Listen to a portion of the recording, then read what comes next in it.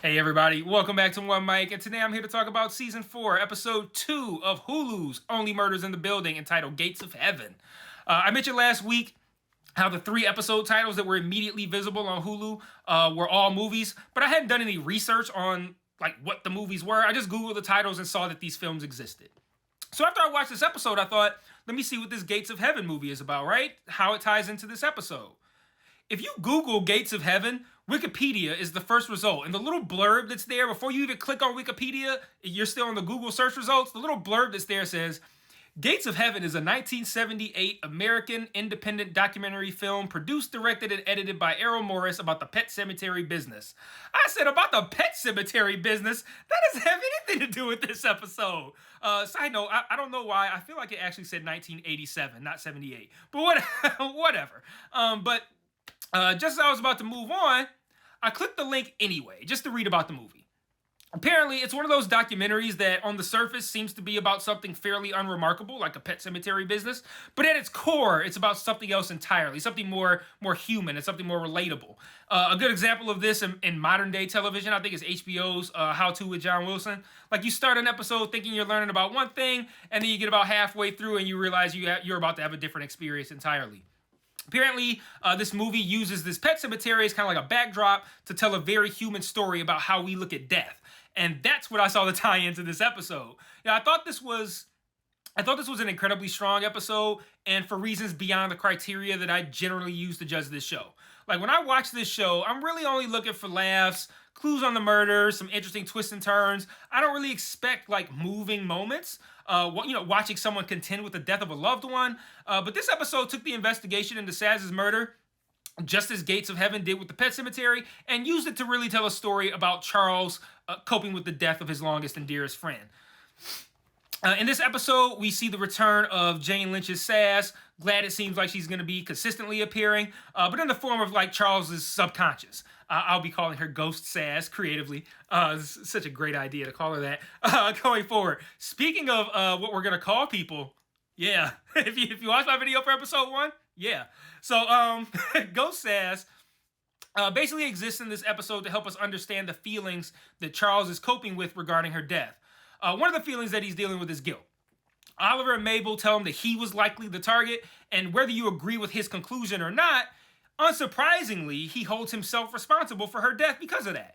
He has a great conversation with Ghost Saz where she talks about how she felt regarding her role as a stunt person and being there to tap in for Charles, a term that we're gonna see written in blood later in the episode. She has an incredibly moving line at the end of this conversation where she's like, even if you were the target, don't feel bad about it. That's the gig. I take hits for my guy. And I was like, man, that's really sweet. It's such a nice thing to say. And then there was this scene toward the end of the episode, right before they used the luminol to see the blood splatter and see the tap in that was written there. Charles says he needs a moment, and it cuts to him sitting on the end of his bed, and the camera pans around him, and it pans to show Saz sitting next to him, and they just have a really great conversation. And I'm like, man, this is not what I was expecting out of this show at all, but they're actually doing a really good job of this. You even see this in how Charles freaks out over what to do with her ashes. On one hand, it's funny, right? You got Oliver talking about Saz hands and Charles' ridiculous idea of washing the ashes into a bowl and pouring that into a mason jar and evaporating the water. But then on the other hand, this is also, I think, his guilt driving him to take care of her after it's already too late to take care of her. It's surprisingly good stuff. Hey everybody, I just want to take a small break from this review to talk about the various other ways you can engage with me on other platforms.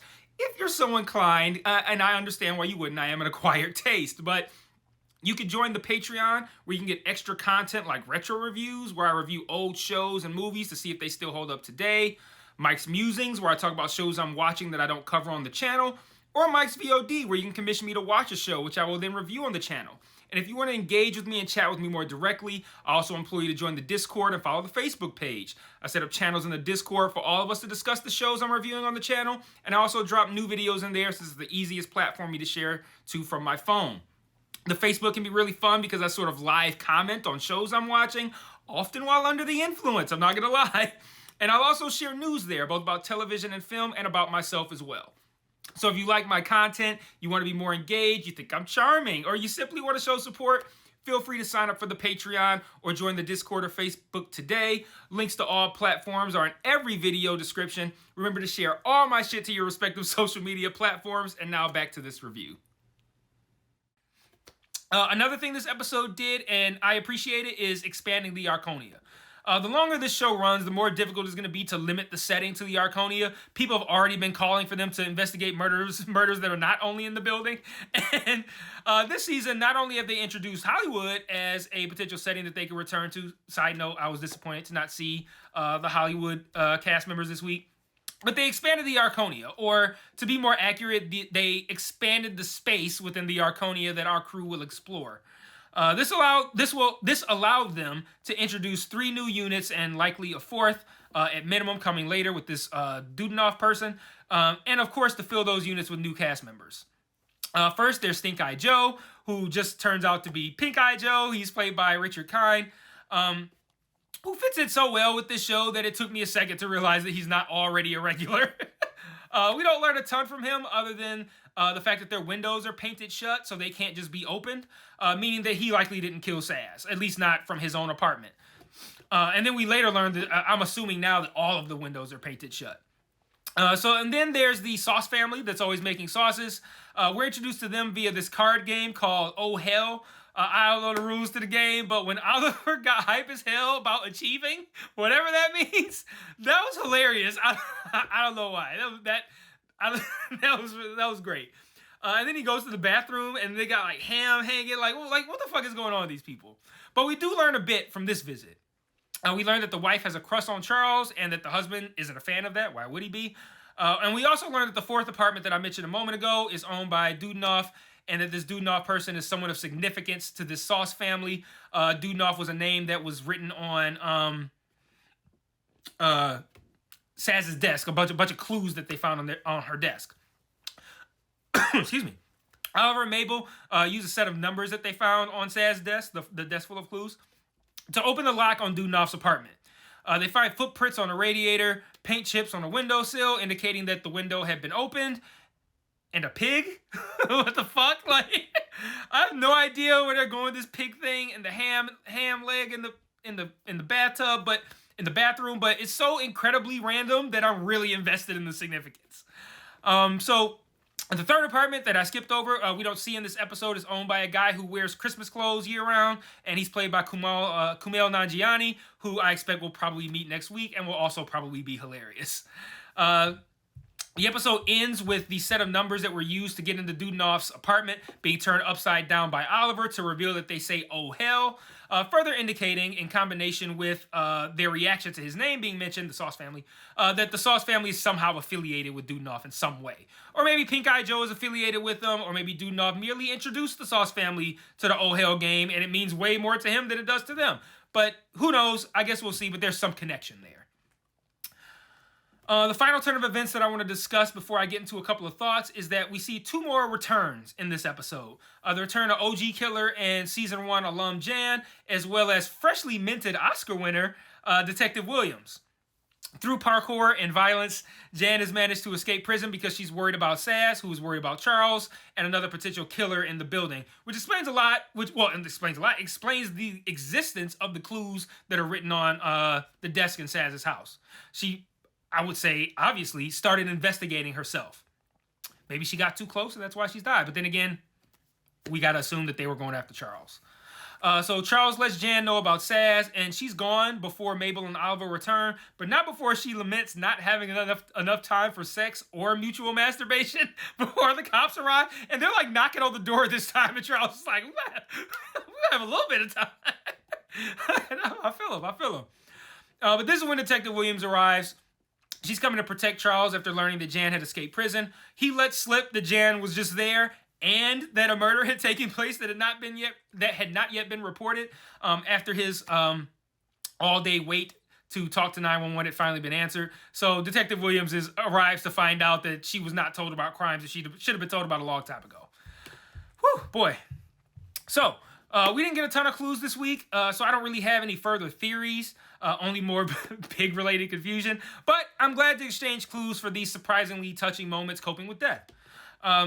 And exchanging it for laughs as well, because despite all the death talk, this episode had a couple of moments that really took me out. Like, Oliver had a really good episode again. Like, his I achieved moment was only the second funniest moment of the episode for me, and it was a distant second behind another Oliver moment that I know everyone else probably didn't like as much as I did.